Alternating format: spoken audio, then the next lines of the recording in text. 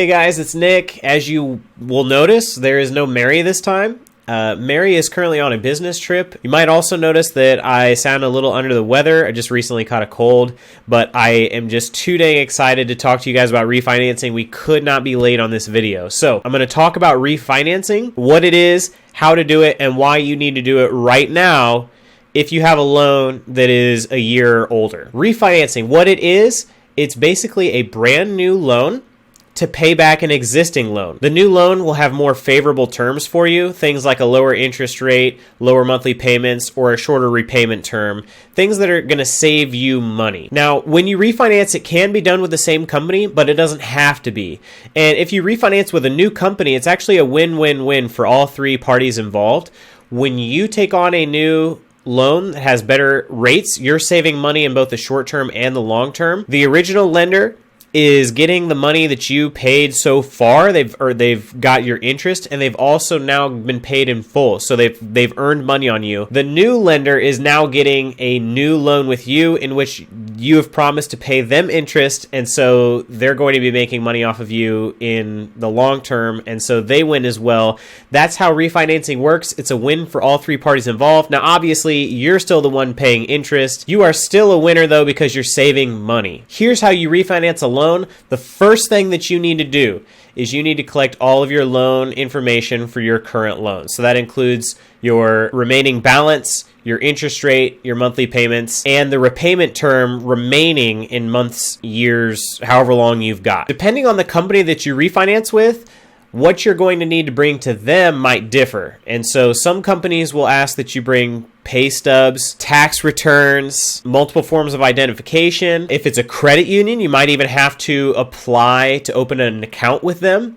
It just depends on the lender. Before you actually need any of that stuff, you're going to apply to seek pre-approval. And this gives you an idea of the kind of rates that they can offer you so that you know whether or not it's something you'd even be interested in. Now, this will incur a light credit check. So all they're going to do is check your credit score.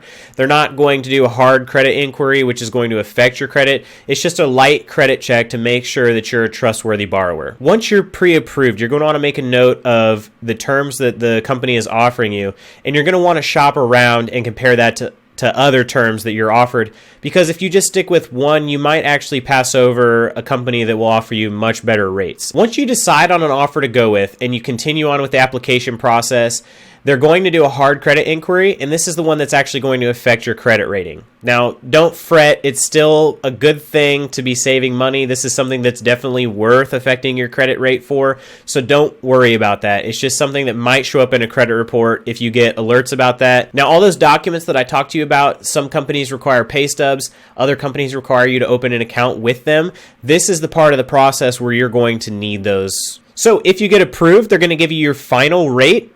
A lot of times it'll be better, hopefully, than the pre-approval rate they give you. If nothing else, it shouldn't be any worse. Unless they find something in your credit history that was not apparent in the light credit check, you should get at least the same rate that you were initially offered, potentially a better rate. The company that you're now refinancing with is going to disperse your payment to your old lender, and it just depends on the lender. Some of them move quickly. Some of them will take up to like 14, 21 business days.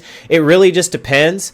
Now, there are laws that require that they wait at least a couple days after approval before sending your payment. So you're never going to see any sort of application go through and then immediately your funds are dispersed the next day. So just pump the brakes on that. They can't do it by law. And so you need to be able to wait at least 7 to 10 business days for that money to show up in your old loan. Now, this is the most important part of the whole refinancing process. You need to make sure that you are still paying on your current loan until that balance reads $0.00.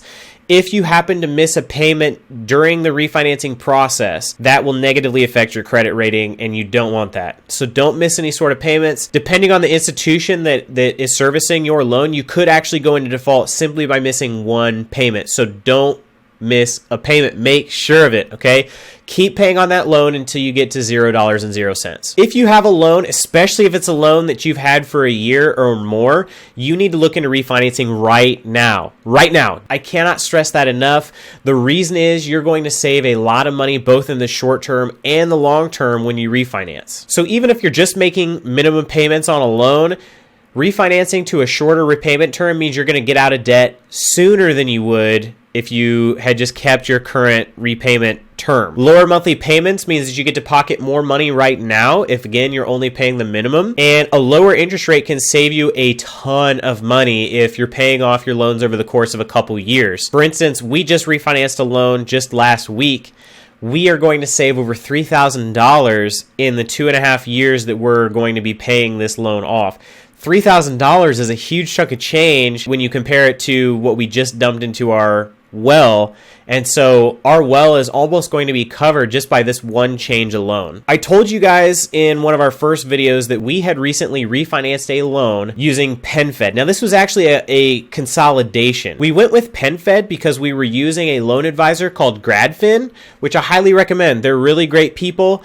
And they earn their money actually off of referrals. They don't earn money from you directly. They earn money by referring you to lenders, and the lenders end up giving them a cut of their profits. There is no risk in searching for a loan advisor. I can't recommend GradFin enough. They've been fantastic for us. So we chose PenFed because they were the only lender we could find that would allow us to take two former Parent Plus loans that were in one of each of our parents' names. Mary's dad had a loan in his name, and my mom had a loan in her name. We were the co-signers on each of those, but we also had a private loan that was just Mary's. We consolidated all three of those, removing our parents from the equation entirely. Our parents have never paid a dime for our education because, frankly, that's not their job. We're the ones that went to school, and so it was always known that even though we took out Parent Plus loans, we would be the ones paying that back, and that's how that worked. So once it made sense to refinance those loans and get our parents' names from primary borrower to primary borrower with cosigner, we knew that we only had one more step to go to get them removed from the loan entirely. So enter PenFed. We needed somebody who would be willing to take on loans in multiple names and combine them into just our names so that our parents no longer had the burden of our debt on their shoulders. Speaking from experience on PenFed, PenFed actually stands for Pentagon Federal Credit Union. It's a big-time bank for members of our military in particular, but you don't have to be a member of the military to take advantage of their services. Their process for applying for a loan is very invasive and extremely slow. When we applied for the loan, they asked for income, but they didn't specify that it needs to be standard income and not bonus income. I currently, in my current role, I earn a bonus, and so when I moved further in the application process, I couldn't actually use my bonus income on the application. And so it ended up being a very painful process to try to get them to believe me that I truly made the money that I did because I took on an extra season of coaching that covered the amount that I had said my bonus was.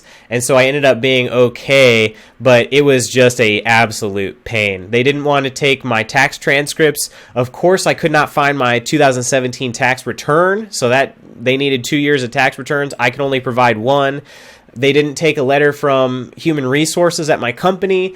And so nothing was going right in this paperwork process. So after they accepted my pay for my job and my coaching and Mary's income and all of that, we had to turn in a whole bunch of documentation on our identity. We had to show our payoff amounts for our current loans, which was 3 different servicers, which all have different processes. It was very painful. I'll just take my word for it. It sucked. All right. It sucked. Regardless of the terms that were presented, we knew that we had to accept this loan because it was going to be the only way we were going to get the loan in our names. Now, the terms were not terrible. We got a 10-year loan with 5.04% interest, and it actually saved us maybe $100 a month when you combined the 3 loans that we had. It also was a fixed rate when 2 of the loans that we were consolidating were variable rates, so it was nice that we knew that our payment was not going to change. 3 months after PenFed had approved our loan, had dispersed our funds, and we started paying PenFed, I got an email from the loan advisors from GradFin saying that, hey,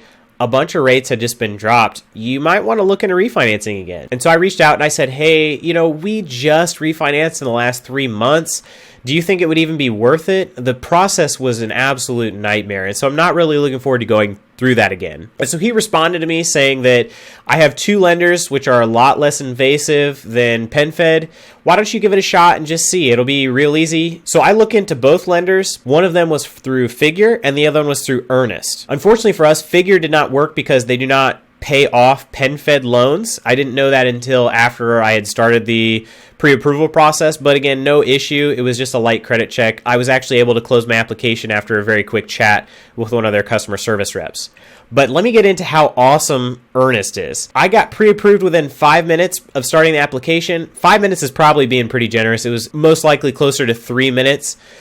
I got pre-approved and I got some pretty fantastic rates. So once I knew that Figure was not going to work, I decided to move forward with Earnest. I submitted my information just right there in the form on the Earnest application. I didn't actually have to go and find any documents right off the bat.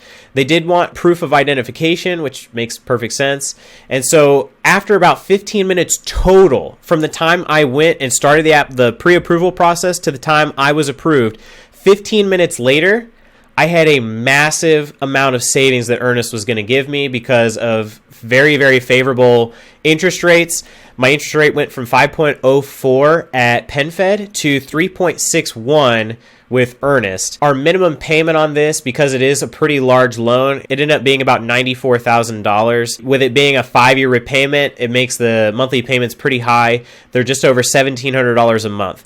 But with our thin budget and the minimum payment on the PenFed loan, we're actually still saving $200 per month. That's insane. We're saving $200 per month based on what we were forcing ourselves to pay on the PenFed loan. And so that's going to give us even more excess money to throw into this loan. On top of all that, Earnest was just fantastically quick. The website is very modern. It looks beautiful. I cannot stress to you how much I recommend Earnest to you. If you check the description, you're going to find a referral link to Earnest. If you have a student loan that you would like to refinance, I highly encourage you to take a look at that link. If you do submit a loan application and you're approved, using my link, you will actually earn $200. They will pay you $200 after your loan is dispersed.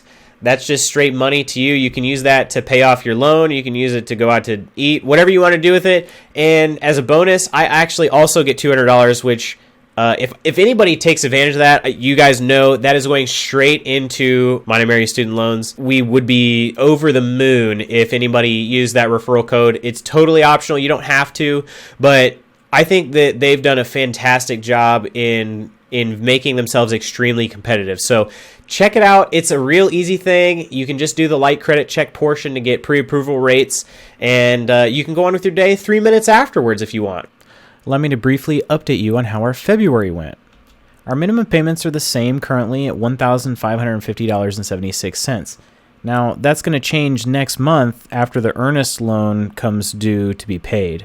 With our strict monthly budget, we were able to save $1,081.96. And this month we did have a few extra payments. When I say extras, here's some of the things that went into it. We had $200 that we had saved up throughout the course of the year to pay a tax professional. However, this year was very easy for us tax-wise, and so we saved over $200 by doing it ourselves.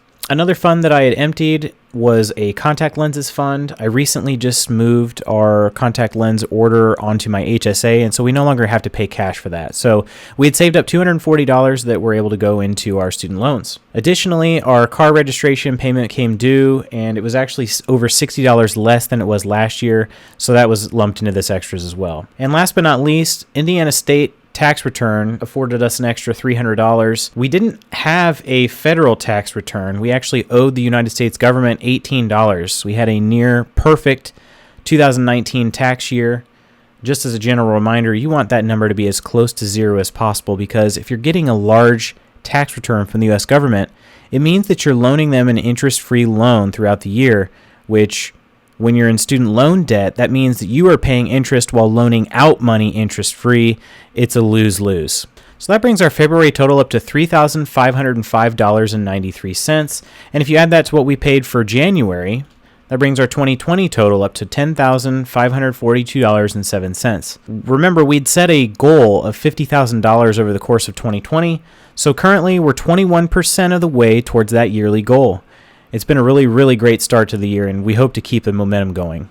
All right, that's it for this episode. I hope that you guys learned a lot about refinancing, and I hope you guys will challenge yourselves to take a look at your loans and see if you can save money by refinancing, because I'm willing to bet money that you can. So check it out. see what you can do, see how much money you can save in the short and long term. And Mary and I both will catch you guys next time. See ya.